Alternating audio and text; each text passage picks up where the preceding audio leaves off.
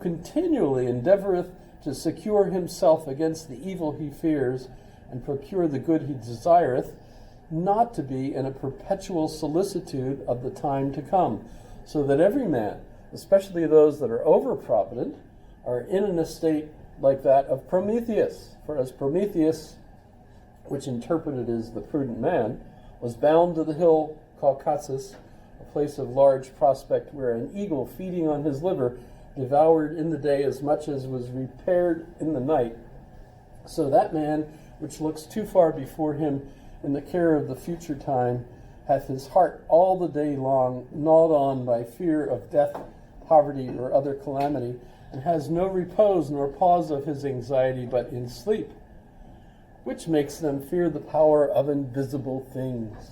And then they believe what the priests tell you, and suppose them incorporeal, which of course he doesn't believe in at all, etc. So, religion. Oh, and there's a terrific, shoot, I wanted to read that, but, so he does, here we go.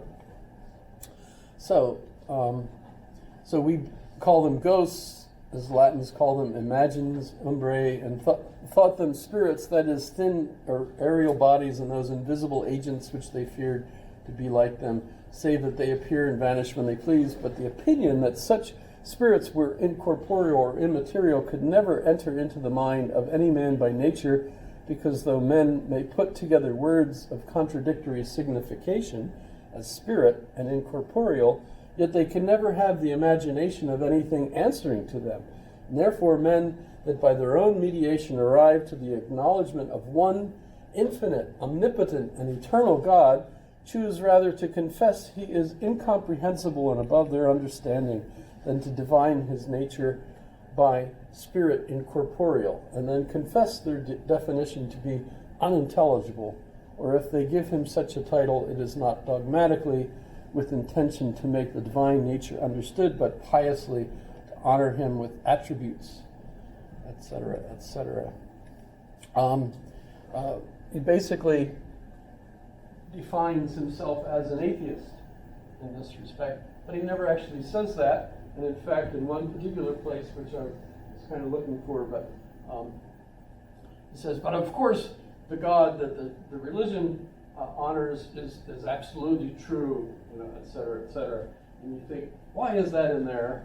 That's like a sudden reversal of the whole argument, and it seems pretty obvious that what he's trying to do is keep himself out of trouble with religious authority. So the God, of course, that the faith honors is clearly, that's the case. It's just that everything else that's religious is totally wrong. That's just hilarious, actually. But what is the social contract? In the same book, he points out that in the original state of nature, what is that? It's a hypothetical. In a state of nature, what would that be like? In a state where there is no government and everybody is, on their own. It's a situation where life is nasty, brutish, and short. All those. There's a couple more adjectives that I never remember all of them. You've heard that expression, right? Life is nasty, brutish, and short. By the way, he lives till he's 91, and he plays tennis. He's got I think I mentioned, he's got a pension from King Charles II. So for him, life wasn't nasty, brutish, or short. It's just crazy. But in the state of nature, it's all against all, a dog-eat-dog world, he argues. He's just hypothesizing, because of course we don't have any historical, actual, situation. I mean, lots of different authors have kind of concocted that. What was his name? Goldman, The Flies. Lord of the Flies? Lord of the Flies. But I mean, what would happen if a bunch of kids got stuck on an island, would they revert to savagery, etc.? Well, Hobbes thinks that what that state of nature caused was for people to decide to band together. They would band together as groups, gangs, basically. And as a gang would fight with another gang, what would happen, of course, is you'd end up with lots of people being killed because of the fighting. And so what do they naturally do? They naturally join bigger gangs, and still bigger gangs, until eventually you get a nation, right? And notice that this is the beginning of nation states at this time, right? And you end up then with a nation, and the people all gather together and decide by a social contract, right, to pick somebody who's going to be the executor of their laws, the executioner, right? Now, the executioner's job, the executive, is to make sure that anybody that breaks the contract gets killed for it, right? So we form this contract, and we pick somebody who's going to be in charge for us, right? And for Hobbes, the natural best government would be a monarchy with a enlightened monarch as your king. And you can imagine for Thomas Hobbes, his student, King Charles II, would be the excellent monarch for that, because after all, he's intelligent because I taught him. So he'll be a great king. And it's also the best kind of government because the king can make decisions very quickly because he's doesn't have to argue with anyone else. Plus, his interests are one with the state. So that Leviathan picture, all the people are part of that, but what the king decides is the best interest of the entire state. And by the way, when you join such a monarchy, you give up your rights to that monarch. Kind of reminds me of agency theory with like this. This isn't all bad to kind of like explain the motivations of like CEOs, like managers to like actually, perform adequately. And not just like, rest on their laurels, so to speak.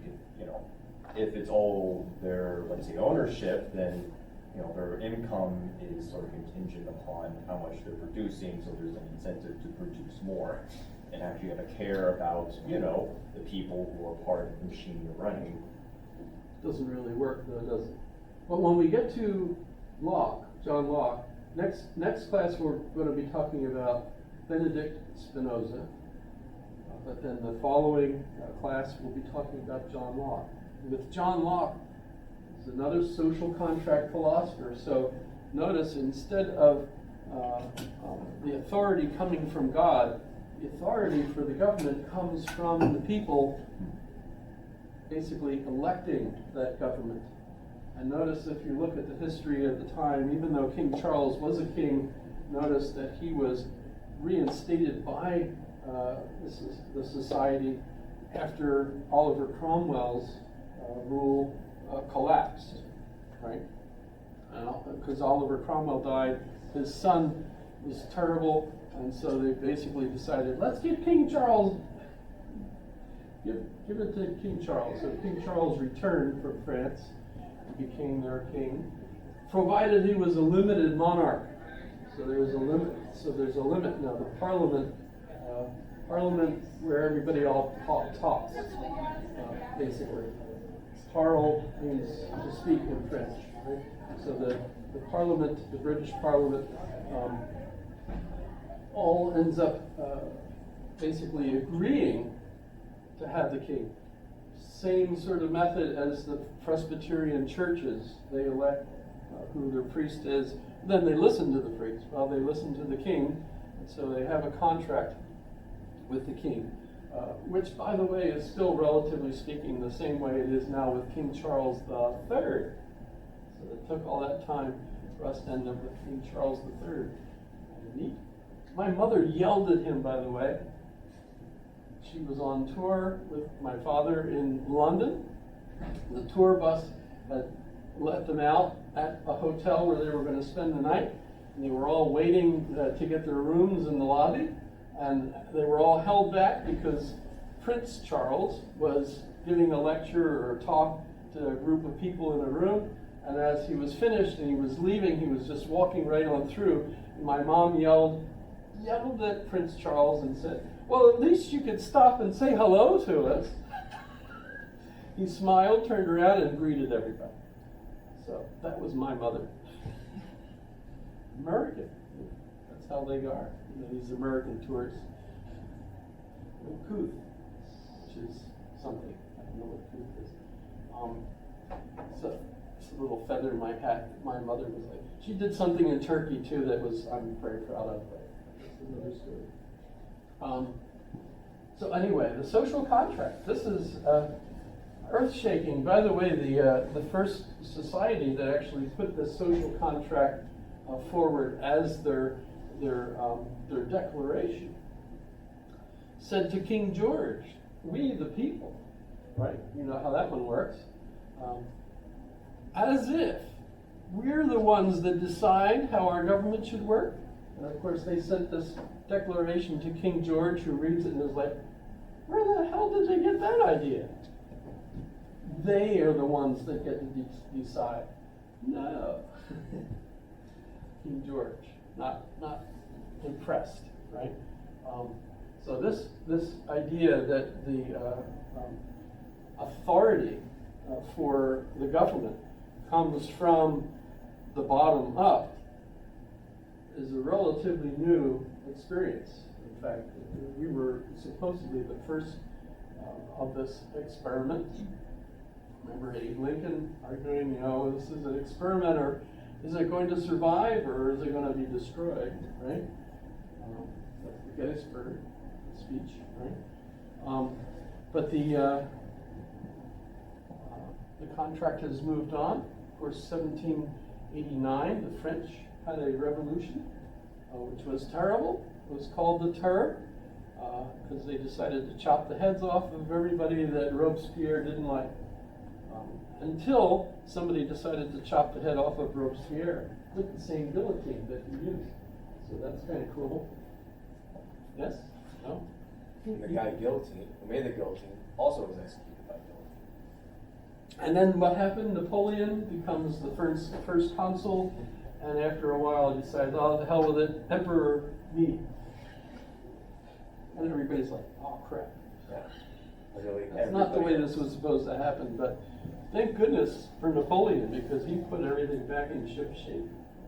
Plus he beat the crap out of all the other armies until 1812, which was not a good year for him. Are we having fun? As much fun as me? Maybe? Is this coherent? Yeah. Is this coherent? What have I forgotten to cover? The Leviathan, absolutely amazing book. Lots of different ways to look at it. You don't have to read it in Latin anymore. I think it was published in English. He did have other books, De Cive, which is The Citizen. But the Leviathan, that's the one everybody's supposed to be familiar with when they study Thomas Hobbes.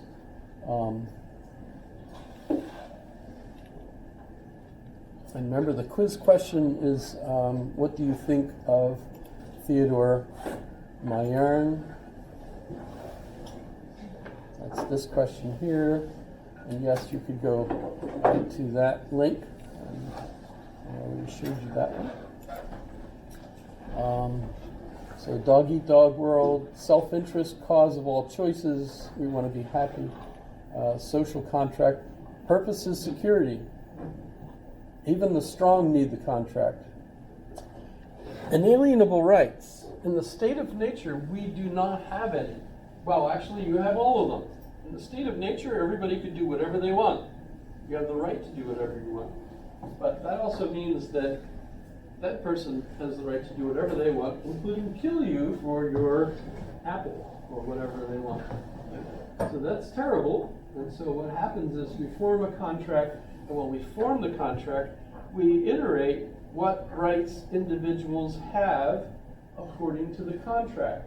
So if you think about how this works, I bought a house in 1987 in Eagle River.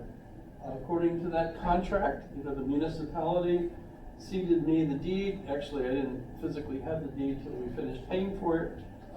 But in any case, according to our municipality, if you buy a house, you have these rights associated with the house. You do actually have to pay municipal taxes and so on that. That's part of the contract too. So you don't have just rights, you also have duties, right? That's part of the contract. But other people that don't live in my house don't have a right to barge in and decide to take my house or to live in my house without my permission. I can invite people in if I want, but it's my house, so according to the municipality, I have these rights and so on, and I can